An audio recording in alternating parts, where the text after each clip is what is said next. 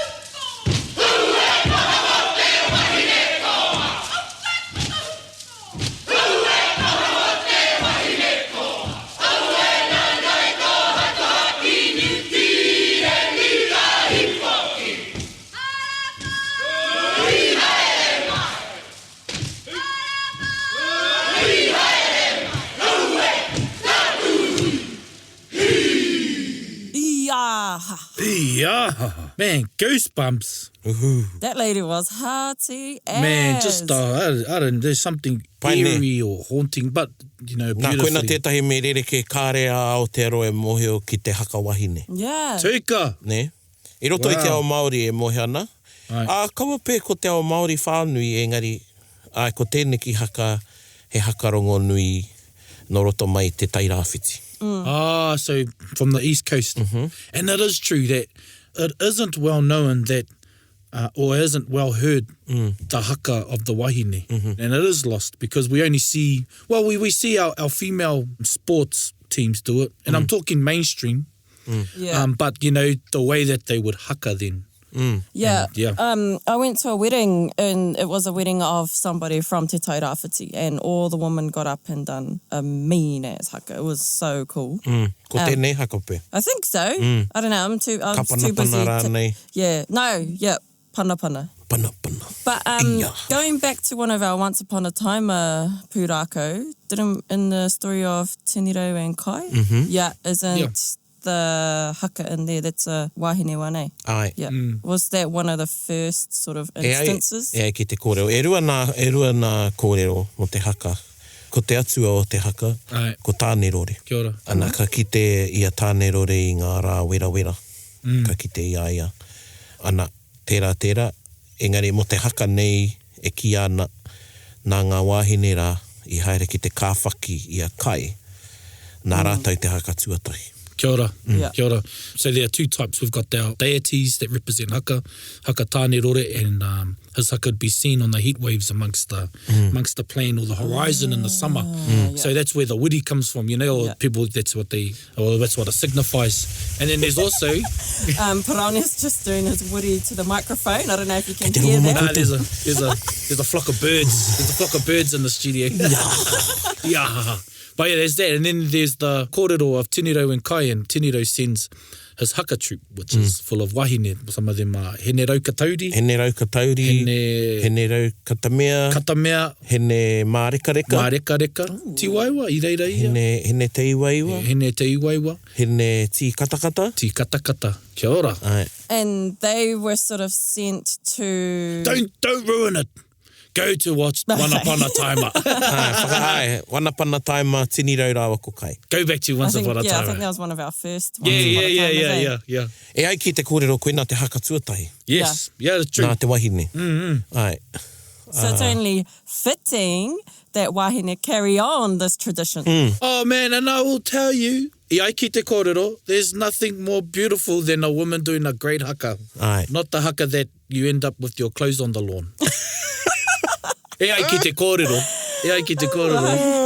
But the haka of passion and confidence, you know? Ai. Yeah. Ko tēnei haka hoki nā te wahine, engari i maharake hei tīmatanga pai tēnei haka, i nā hoki he haka pōwhiri tēnei. Kia ora. Nē no reira hei tīmatanga ake. Koe nei te haka karango nei ngā pōwhiri puta i te tairawhiti, Ngāti Porou, tūranga, ngā iwi o rongo whakaata, teitanga maha ki ngai tā manuhiri. Ai, karangona tēnei haka. Ko te ingoa te haka ko te urunga tū, te urunga pai. Oh, kia ora. Te urunga tū, te urunga Karonga, pai. te urunga tū, te urunga pai. Even noting the long intro, she Oh, does ai. Ka hoki aku mahara ki te pōwhiri, te tairawhiti ngā iwi ki te matatini. Oh, yes. Ki wai o hika. Ana, tau ana ngā kuia e mahi nei tēnei haka. Ai. Ko tata tarapeke? Ai, wow. Nā kuia rā? Yep.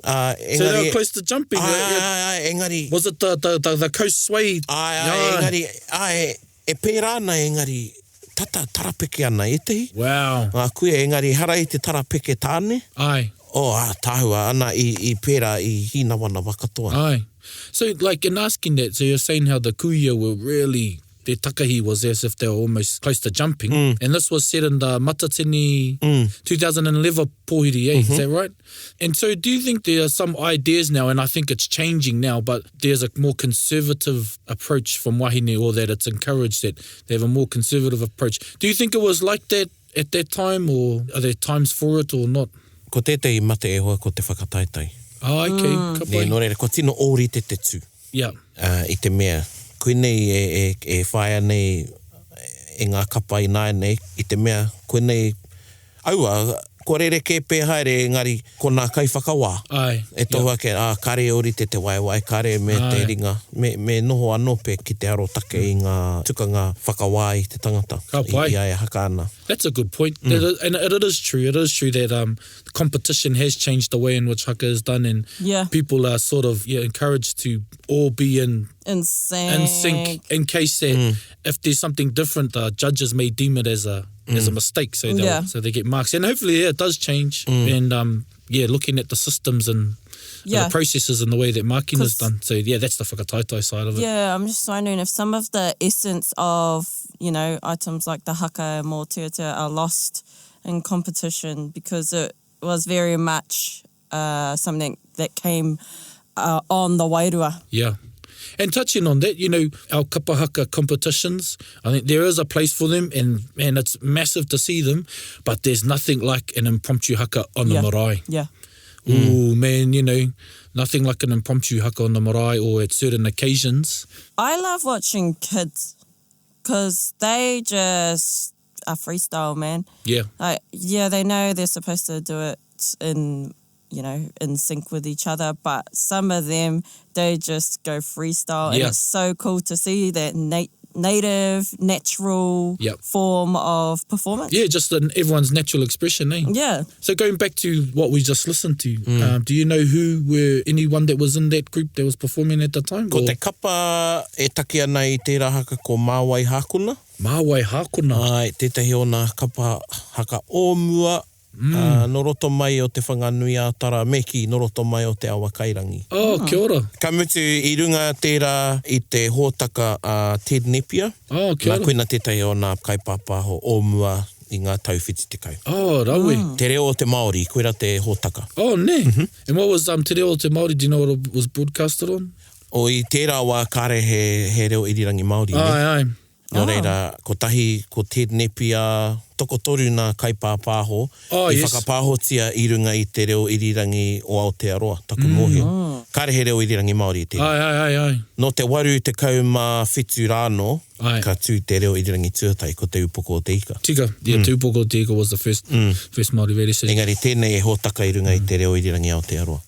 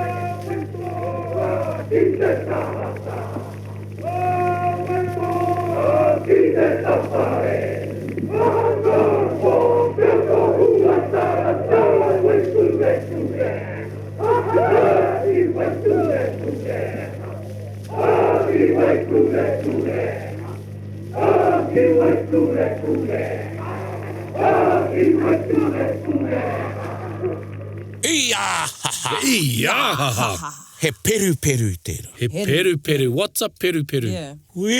No, he peru.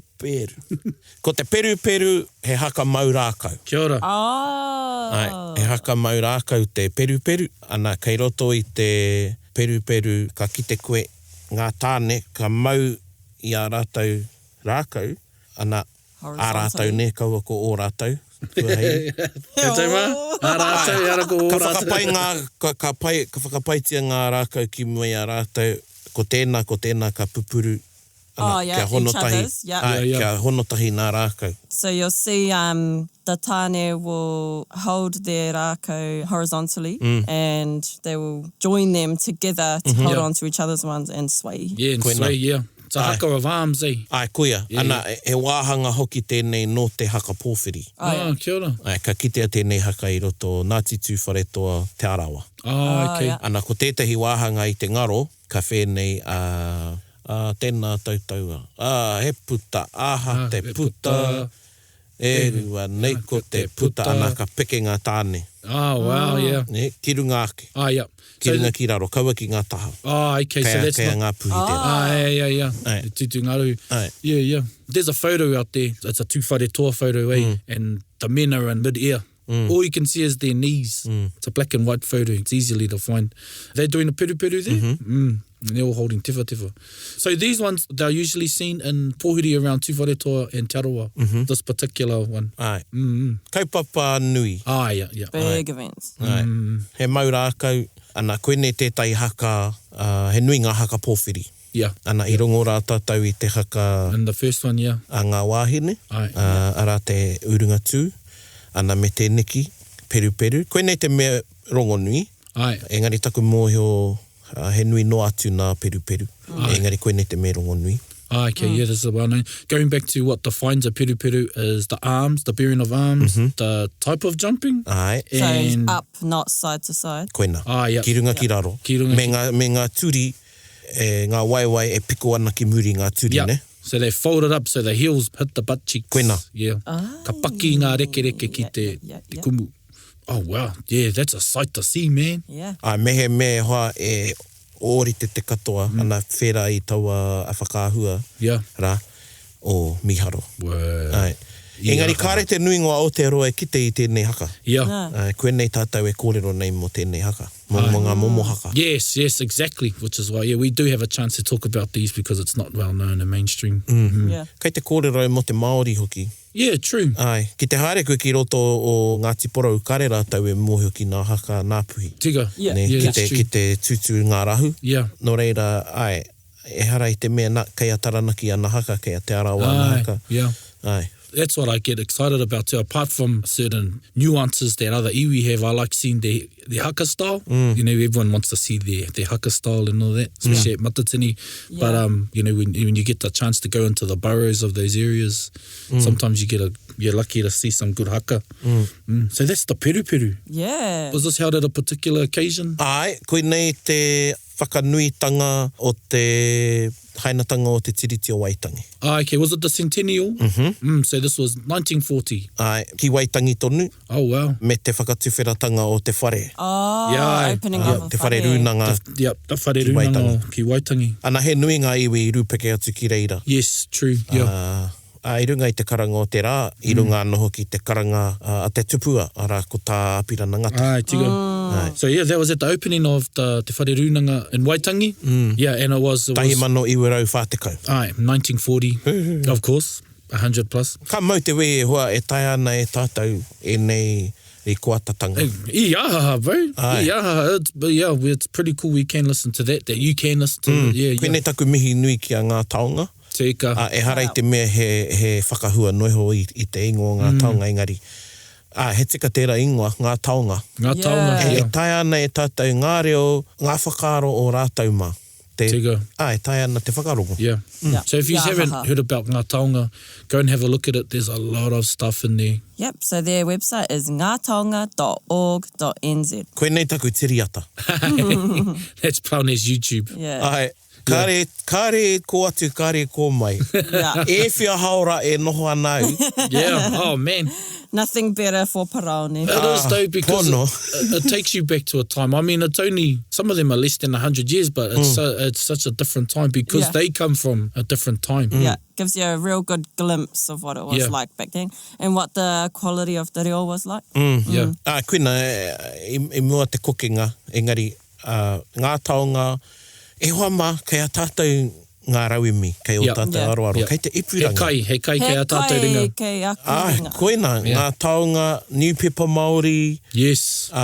te mea matihiko, Wikitoria, heika, kei Yeah. reira Yeah, katoa. Wiki- Kei Victoria aha Paia. te Netflix and NZ. chill. Ana. Ngā NZ Taonga Teke, and chill. NZ, yeah. He wā no moera, engari, e whia haora ka Yeah. pau I au. Polynesian Journal. Ka hipa mai taku wahine I au I roto I te rūma ka, kei te whakarongo koe ki rā ni. Nō reira, koina te peru. Me whakarongo pi kari. He oranga nei hoki tātou I te whare kula I mana wato ki tū. Tū ko te hika, Tō whae a kia mo ta popole mai ki ta pira o tō hanaunga. Moi herunga. Tō hanaunga. Kaku o taha. Tō hanaunga. O whanaunga mata ki te pō, tiri ki te pō, manu ki te pō. Kakore kore o tako. Hei te pō, hei te pō. Hei te ao, hei te ao. Hei te pō, hei te pō. Hei te ao, hei te ao. A kōrero. Oi! I kōrero. Oi! I kōrero te mutu o taua wahine o taua tangata ko haka pua ko. Hai mutu ka parera toki toki. Mā wawai e mamamia ka taia te tauhe weko ere tēnei. Ki te muhika lewa. Yua namu kuki au hai aha. Hei haka kare namu. Tamu no haka kuka namu. Tamu no te awa puhika kuka namu. Ki mai nei ne ware manana ka te koki. Au mate te koki. Ki mai nei ne hiatara manana ka te korora. Au mate te korora. Tēnei kūgunia. Tēnei kōkobia ki te rohe mai koe. Tēnei wherari.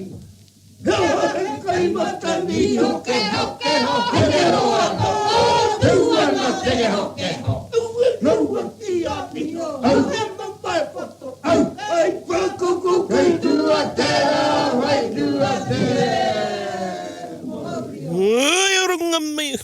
He kawe anō tā rātou. Yeah, they had a real different flow. Yeah, and they sounded quite elderly. Koina e menei, me ua i nāia nei, Yes. ka kite i te koroua, ka kite i te kuia, e taki haka ana. That's so true. It is seldomly seen to have an elderly lead the haka. Kua kore kite i nāia nei. Yeah, true. You wouldn't see. Aye. It was frequent then though, eh? Yeah. Well, they were the storekeepers of all the knowledge. Yeah. Tika, ka mutu koenei mahi he whakareka i te whai kōrero. Yeah. Ko te iwi Māori, kei te aro ki te matatini. Yeah. Nera, kei te aro ki ngā whakataitai arohe ki ngā whakataitai. Ko te atamira tuatahi, o te Māori, ko te marae. Iaha. So Iaha. everyone is looking at focusing on our national kapaaga competition, matatini. But there's no stage bigger, no stage better, or more revered than the stage on the marae. Koenei te wāhi i mahi ai e nei mahi. Yeah. Well, you don't get 10 weeks to practice your haka. Nah. You don't get 10 weeks to practice your waiata or your whai kōrero. So, you know, it's the spur of the moment. And someone may choose the one, because as you said, these are the haka that are used to put the icing on the cake if you've made a good whai kōrero, if you've done a good whai kōrero. Or I roto rānei te whai kōrero. Yeah, or within the whai kōrero. Or if you haven't done a good whai kōrero. It's what is used to, yeah. Hei whakawhānui ake, ko tēnei haka nei e rongo nui roto i a tainui, Ai. he oranga mai. Koenei te tīmatanga o te haka o kamate. Kia ora. Hei oranga mai, Ai, which is well known within Tainui, is the beginning of kamate. ana nā te rauparaha. Ana ki te pirangi, moheo ki ngā kōrero, haere ki te taringa, ko e te kai Ngāti kōrero, ko toa. kahu. Ai. Yeah, go to Ngāti Episode Toa. number 6, I Aye. think. Yeah, he talks about kamate and te rauparaha. Ai. Did that part of the haka come about in the battle at Ngā Roto? E mea ana te kōrero, ko tētai kōrero i rango nei au, i te whakahua a te rauparaha i tēnei wāhanga i aia e ahu ana ki tūwharetoa. Oh, okay. Ai. Ko Would have tētai been anō post. kōrero i puta mai After that battle. i muri a Ngā Roto. Yeah. Was that when he sort of got kicked out? Ka e tamariki tonu ia i te rāwa. Oh, I a Ngā Roto. right. Karehe Sorry, it was Pākehā his i konei. dad, yeah. E tamariki tonu a te rauparaha i te rāwa. So as te rauparaha was heading towards the Tūwharetoa region, he recited this haka, and so it was after Ngā Roto. Ai. Yeah. Kamutu he ngiri, ne? He a te ngiri? What's a ngiri? E ai ki te kōrero, ko te nuinga o ngā haka a te Māori, he ngiri. Ka pai. Oh, Taihua ka whakarongo tātou ki te taparahi. Ka pai. Engari, ko te ngiri kārehe ringa, Kāre he ringa, there's no set actions. koina. I te kōrero koe mo te tamariki e mahi nei tānei e pai ai. Yeah. Yeah. He whērā te ngiri. Mahi a tāu e pai ai, tāu e rongo nei waiho mā te wairua. Mā te wana koe. But te wana. Ai. So the spur of the moment or the adrenaline. Te ihi te wana, engari, kei riro ko te wana hei rangatira mōu, ko koe te rangatira Yeah. mo te wana. Don't get carried away by the wana. Nō reira, he ngiri ke a kamate, nō muri ka tāpirihia ngā ringa, ne? Ah, Yeah, that is so true. kamate was a ngiri. Ai, he ngiri tonu. Yeah. Still a ngiri, but Aye. now it's got action. Yeah, yeah. So just to be clear, the haka that kamate that as we know it or as the world knows it is based on set actions, but it originates from a ngeri, which has no set actions, and it's only a certain part of it that is known globally. Is it correct to say nā te rauparaha I tito, nāna rānei I rungonui ai? So was it him that composed the haka, or was it his actions? Or was it him using it that made it known? Ki au, I rongo nui ai hoki nā te horopaki. Ai. Ne? Nā te horopaki o tawa wārā, I te whaia ia kia patua, ne? Ai. Engari, I ora mai. Ai. Yeah. Nā I reira, ki au I reira ka rongo nui te haka. He pai tēnā pāta I te mea, he nui ngā haka a te ao Māori. Yeah, that's exactly so. A te ao Māori o te ao Māori. Ai. Tika. He aha I rongo nui ai ko tēnei. Yeah, exactly. Kamuti hora pāna I te motu. E hara I te mea nā te kapa ōpango I rongo nui ai roto I te ao Māori. Ai. So true. So it was based on the context or the story that surrounds this haka, which made it known. Ia haha. Yeah, and it makes me think perhaps it was at a time in which history was starting to be recorded via the ink of the pen, and that this may have been the latest occasion in which the haka was used. I don't want to trample on the mana of Ngāti Tō and the kōrero. I find it very interesting because... Mea tahi. Yeah. Ki au, kei te mene a te rauparaha. Ai! E ora nei a koroua. Ai, exactly. Ia wā ka hakaina te haka nei, ka ora mai ia. Ai. Oere, ka mene ia kamutu e hakaina ana te haka nei ētahi o ana hoariri. Exactly. Ngā tau nō reira. Yes, yeah. Me kua au tērā. Oh, ko mene Yeah. Yeah, so he has survived through the renditions of the haka. Every time it's done, he has survived by that. Yeah. Unbeknownst to some, his foes are doing it as well. Yeah. You know. So yeah, if you don't know, which is why in Otago, when our national rugby team play down there, they usually do the alternative haka because which is kapu o pango. Oh, right. Because it's deemed uncouth to do the haka that Te Rauparaha is known for down there. Why, are they his hoariri? Yeah, according to them. Oh, okay. E roto I nā kōrero. Yeah. So Ooh, go to I didn't know he went all the way down there. Me whakarongo koe ki Episode 6. Yeah. Kahuro pata. Yeah. E hika e. I actually have listened to him before, but yeah. Me hoki. But yeah, koutou Ngā Taringa, there's so much around kamate, and it is a big haka. So I was talking about how that became known because of what his deeds were. And because I hear some other haka as well, like there's Te Pūru from Tūhoe, and they have the lines whakatangatanga ki runga whakatangatanga ki raro. There's also a haka in the north that uses that same line. Ngāti Whātua used it, and some say it predates the use of it, of Te Pūru e Tūhoe. Was there a formula or, known parts of haka known throughout Māoridom and they were just put into their own? Ai. Me ki whenei, here te ki nā waia tō nāia. Teka. O nāia nei, e puta nei nā waia tapākeha. Ai. Ka rongo nui, ka rongo tētahi rangi, ka rongo rānei ētahi kupu. Ai. Yeah. Ka hia I ki te whakamahi. Tika. Nā e whera anō te ao haka o tawa wārā. Yeah, true. Ka rongo nui ngā haka, ka horapa haere, ka tīpakohia e tēnā iwi, tāna I pai ai. Yeah, true. Because I think everyone has a sense of ownership at times. Aye. I think our look gets a bit narrowed by our regional base, whereas our people were all over the place. And we're all over the world. Koina. Nō reira, koira te tīmatanga o kamate me ki ko heoranga mai tērā. Ka mutu ko Ngāti Tūwhare toa tērā.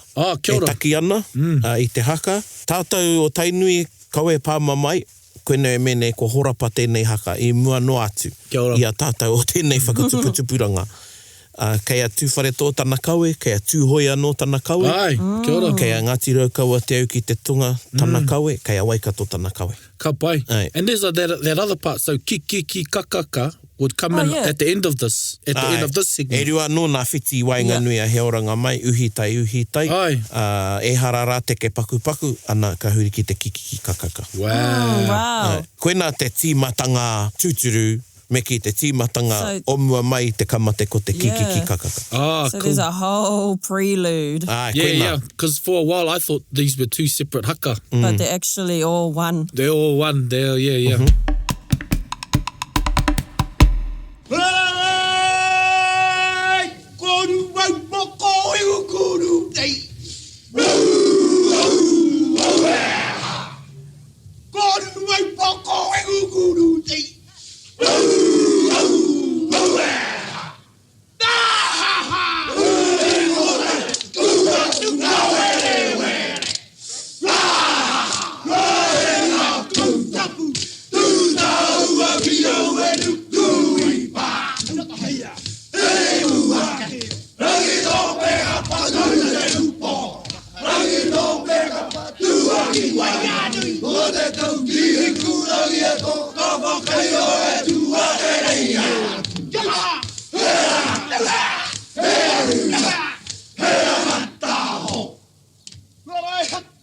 atua, whare taitoko, ia ki te au whare taitoko, te whare haunga. Wena, haka te te oioi, eoi, eu, wena wei, wale lua taku hope, haka kōrero i ia hare, hia, pero hate hawau, hia, ki te putera hare, Pari koko mai, koko koma. Kore una bueri de vida caída. Mira, kia. Tawale ire paia. Tawale lua pela na tutua io. Hey.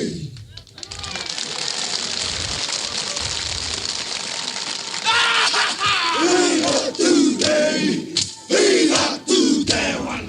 Go you wait that to it home. Muko e ngā nguru ngai. Can feel the ihi and the wana in that one, eh?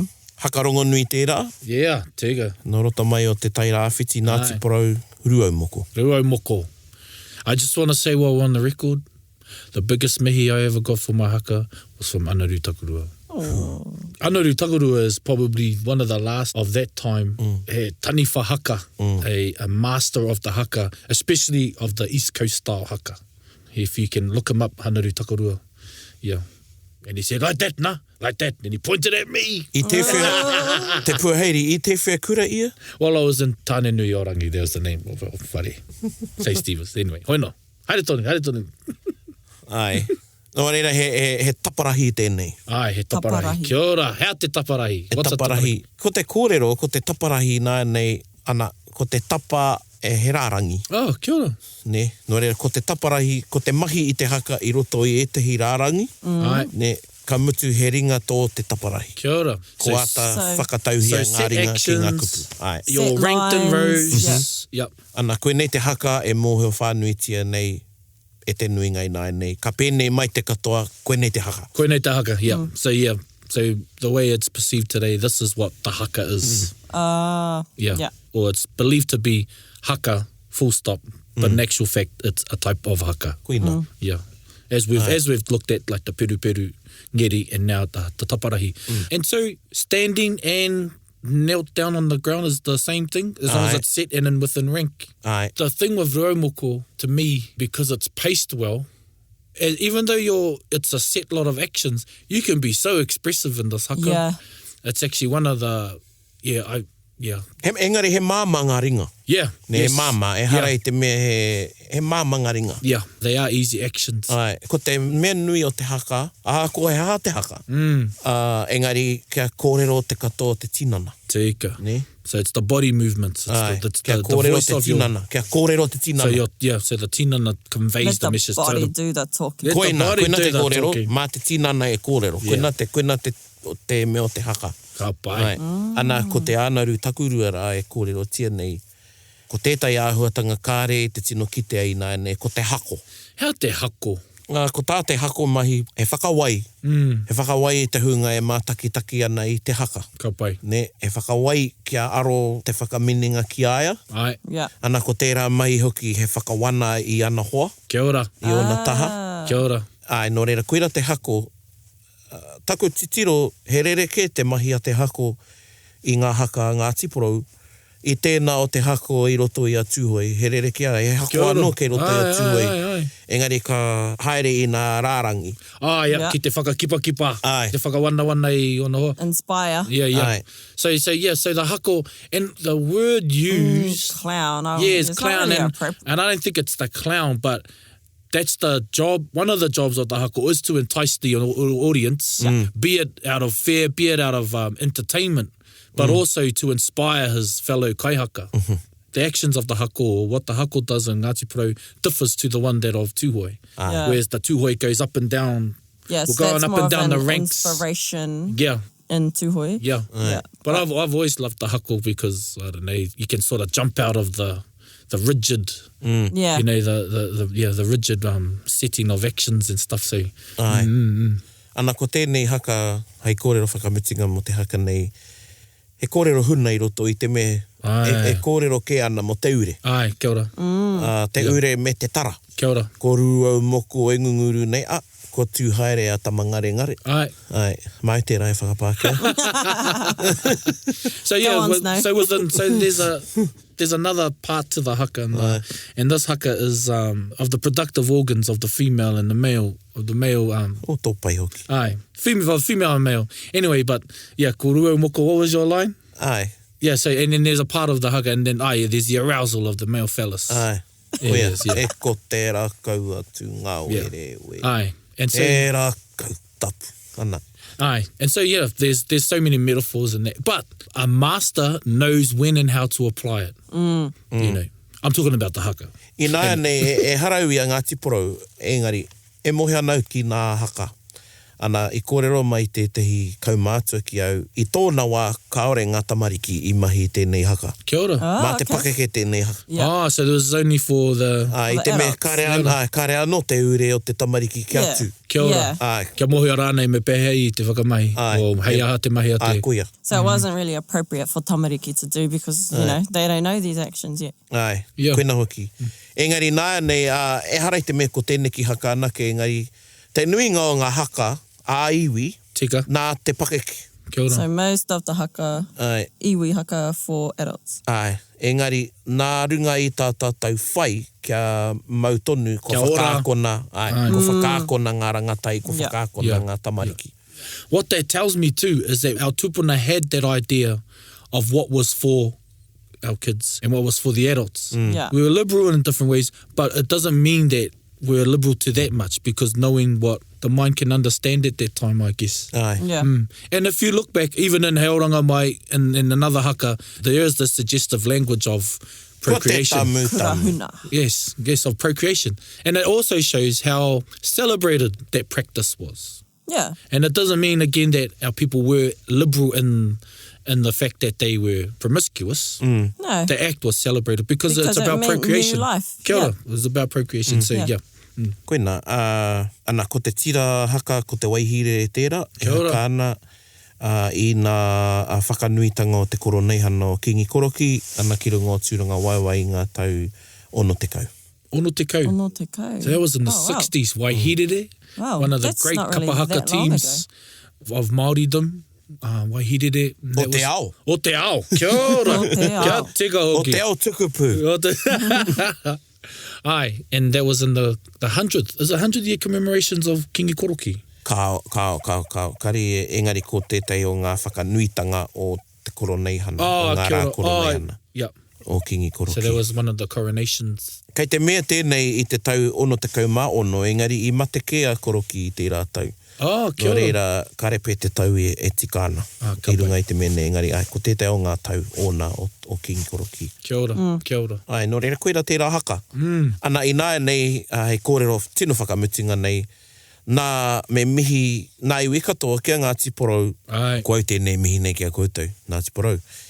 Nā tiporau i horapai te taparahi. Kia ora. Nā tiporau nā haka taparahi rongonui. Ai. Ruau moko, kurati waka, Kura tīwaka, ai. tihe tāruke, koenei ngā haka rongonui. Ai. Ne, no reira, ka mutu i te waia apirana ngata, Kia ora. nāna ano i horapai ngā haka. Kia ora. What did he bring them back to the fore? I guess. O meki i whaiwhai tana iwi aia, ne? No Ai. reira, i Waitangi, ka mahi a Ngāti Porou i te ruau moko i mua i te marea. Tika. Te nuinga o ngā ke hoki au ki tāku i kia, i te nuinga o ngā haka hengiri. Ai. Yeah. Ko te haka ka mutu i te urunga mai o ngā whakataitai i ki te ake, ko te taparahi, te haka pai, hei haka whakataitai. Hei haka whakataita. Yeah, tika. Ai. Yeah. Ka pai, tika. So it was at the time of the centenary celebrations up at Waitangi, te apirana e Ngāti Porou te Raumoko. And there's a famous photo of that as well, where they're in front of the whare, and apirana is there, and Ngāti Porou are in full force doing Raumoko. And it was probably seen from there at that time that haka taparahi was suited to be used as the haka. standard for competitive haka. Yeah. Koina. Yeah, and wasn't it Apirana, he was one of the ones who sort of brought competitive kapahaka around. Yeah, the likes of him, Te Oh, it started Puia. it. Yeah. Puia, ai. Yeah, they brought the rōpū Oh, together. yes, Josh, so she brought it together too. Well, they both did, for fundraising and... Ai, engari me whakarongo ana te kāhautu ka mea, ko te whakataitai kaumātua rawātu ko te Kapu Delamere. Kapu Delamere. Ai, iro. Ai. Yeah, that's the one that we have back Ai, in. koina tētai ona whakataitai. So one of the oldest clubs, Kaumātua, Kapahaka, ka Me. pai. Ai. Oia no, ka nui te rā wānanga, Ai. me ngā mihi tonu ki a Ngā Taonga. Ai. Right? Anei e te iwi, kārehe waiata, i te mea, ko te kaupapa ko te haka. Nō reira, anei te haka, tētahi anō haka rongo nui. Anei e kōrero mai ana te kaumātua, ko tāanga tomo ana e pāna ki te haka. O tika tonu, hoi anō, anei ia e mahi nei i te haka nei. O tana tupuna, anei o pēni teua mairangi, ara ko tika tonu, ana e rere tika tonu atu ana a mātou mihi, a taringa mihi, kia koutou katoa i whai taringa mai, kia mātou anei te haka hei whakakapi i ngā kōrero katoa. Hei kona maira. Inga pakia. Inga pakia. Wā e takahia. E takahi nei hoki. Inga I torona kei waho hoki mai. Tika tonu, tika tonu, tika tonu atu ke a koe tāwana. Hiki nei koe aku whakaro pakia. He hiki aha tō hiki, he hiki roa tō hiki. E tama te uauana, e tama te maro. Mō I nā hoki rā te tohea te uauana, e tau nei.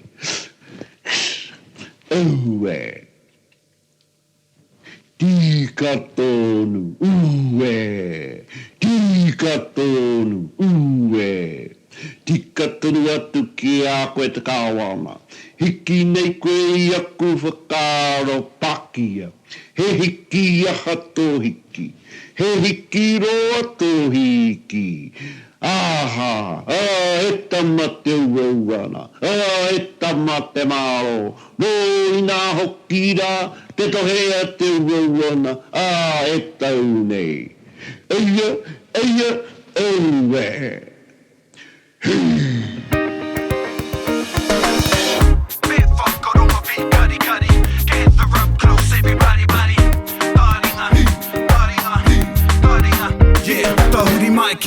Whakarongo ki te tangi a te kori mako. Kōrero flowing out the Haka force. Kaupapa relevant, kaupapa out of bounds. Kaupapa exigent, kaupapa paramount. Nā kona whakapiri mai ki te kaupapa tino whakahira. Whakarongo pi kari mai. Hare mai, o Taringa hare mai. We gotta gather up close everybody. Gather up close everybody. Kani move that body. Kani move that body. Taringa. He mea tuku nā te wānanga o Aotearoa. To listen to more episodes, search for us on your podcast app and subscribe. Taringa. Whakarongo mai.